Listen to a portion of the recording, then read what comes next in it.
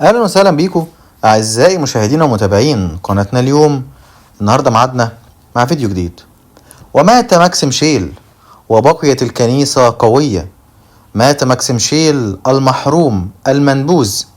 مات ماكسيم شيل الهرطوقي الذي انشق عن الكنيسة، الذي شق ثياب السيد المسيح كما وصفه بعض الآباء. الكنيسة قالت ان اللي زي ماكسيم شيل كان مفكر نفسه هيكون مارتن لوثر القرن 21، لكن ما كانش يعرف ان هو هيموت والكنيسة ستبقى. وفعلا ده اللي حصل، مات ماكسيم شيل والكنيسة بقيت قوية زي ما كانت قبل كده.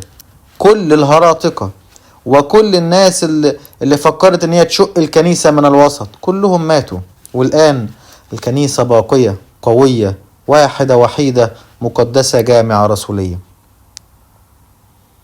البابا شنودة اتكلم مع ماكسيم شيل اكتر من مرة وقال له انا حزين عليك يا ابني، انا حزين، نفسي ترجع. اللي انت بتعمله ده هيوديك للهلاك، انت كده بتختار الهلاك بايدك، انت كده بتختار الجحيم بايدك، وفي نفس الوقت بتقفل باب الفردوس في وشك وبايدك. ارجع عن اللي انت فيه. ورفض وقرر ان هو يتحدى البابا شنودة. مش بس كده، قرر ان هو يأسس كنيسة لنفسه ويكون هو رئيس هذه الكنيسة، ويجيب ناس مشلوحين الكنيسة شلحاهم او الكنيسة حرماهم ويديهم هو بركات وحل للخدمة.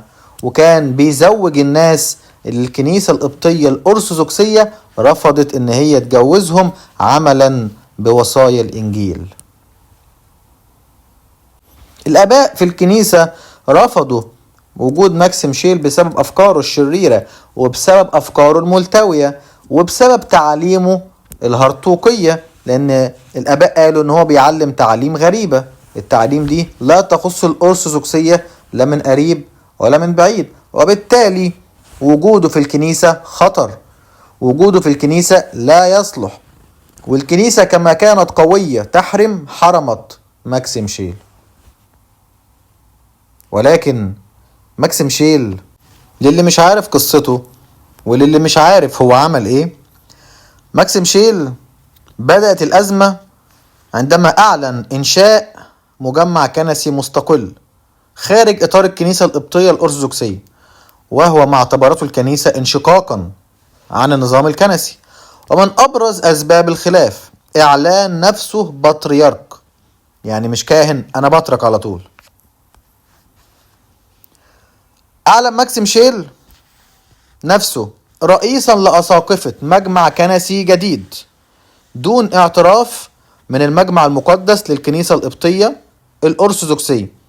أسس كنيسة مستقلة وقام بإنشاء كنائس تابعة لمجمعه داخل مصر وخارجها، ورسم أساقفة وكهنة كمان.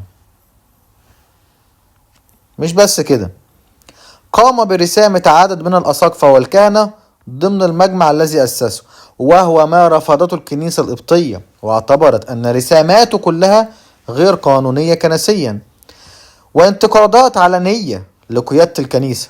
وخلال سنوات الخلاف أدلى بتصريحات إعلامية انتقد فيها إدارة الكنيسة القبطية لشؤونها الكنسية. ولكن موقف الكنيسة القبطية الأرثوذكسية التي كان يرأسها حينها البابا شنودة الثالث أعلنت أن ما قام به ماكسيم شيل يمثل انشقاقا عن الكنيسة. بيقولوا له انت كده انشقيت عن الكنيسة، ما نعرفكش. وأكدت أنها لا تعترف بلقبه الكنسي ولا بالرسامات التي قام بها. وبرحيله اليوم تنتهي مسيرة شخصية ظلت مثيرة للجدل في تاريخ الكنيسة القبطية المعاصر. وبعد سنوات طويلة من الخلافات الكنسية وكمان الإعلامية رحل ماكسيم شيل. مات وأفكاره ماتت معاه. مات وأسس كنيسة أثناسيوس الرسولي وعمل لها مجمع، وكلها الكنيسة القبطية الأرثوذكسية لم تعترف بها. واعتبرتها انشقاقا عن الكنيسة. آباء الكنيسة كهنة، وفي ناس شمامسة، وفي ناس أرخنة، اتكلموا على موضوع ماكسيم شيل على السوشيال ميديا بعد خبر موته.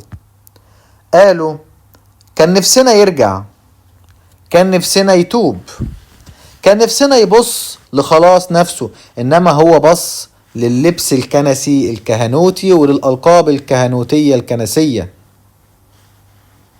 ما بصش لخلاص نفسه، ما بصش ان هو حياته طالت قصرت هتنتهي، ولكن فقط بص ان هو عايز يكون شيء مهم في المجتمع، مطران، اسقف، رئيس اساقفة، رئيس للمجمع الكنسي الخاص بكنيسة اثناسيوس الرسولي.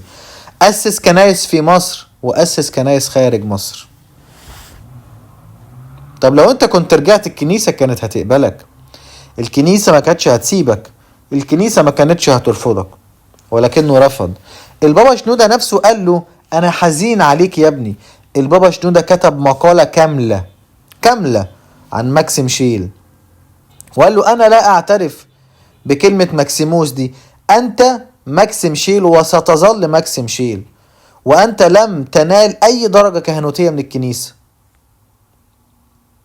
والرسامات التي قمت بها كلها بالنسبة للكنيسة القبطية الأرثوذكسية غير شرعية، واللي رسموك ناس غير شرعيين للكنيسة القبطية الأرثوذكسية، ما نعرفكش ولا نعرف اللي رسموك. وبما ان احنا لا نعترف بكهنوتك، فأي عمل كهنوتي أنت مارسته غير معترف بيه. أنت رسمت كهنة وإحنا أصلا مش معترفين بكهنوتك، وبالتالي كل الكهنة اللي أنت رسمتهم غير معترف بكهنوتهم. رحت رسمت أساقفة وأنت أصلا مش أسقف، مش بطرك، غير معترف بالرسامات اللي أنت رسمتها أبدا. إلا لما ترجع تتوب كل الناس دي تتشلح، كل الناس دي ترجع زي ما كانت، وساعتها نتكلم. مش هنرجعهم كهنة، مش هنرجعهم أساقفة، كلهم هيرجعوا علمانيين، ولكن نتكلم فيما يخص خلاص نفسك وخلاص نفسهم. اوعى اللبس الكهنوتي يهلكك، وفعلا حبه لللبس الكهنوتي أهلكه، تعبه.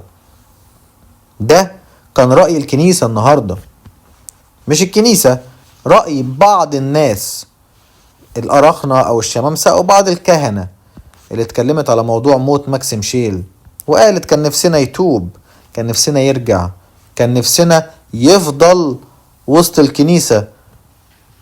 البابا شنودة كان بيقول يا ريت كان يرجع، وكنت انا هبقى اول واحد مستنيه، ولكنه فضل الهلاك عن التوبة. وبكده نكون وصلنا لنهاية الفيديو. ما تنسوش تعملوا سبسكرايب للقناة وتفعلوا زر الجرس علشان يوصلكوا كل فيديوهاتنا الجديدة.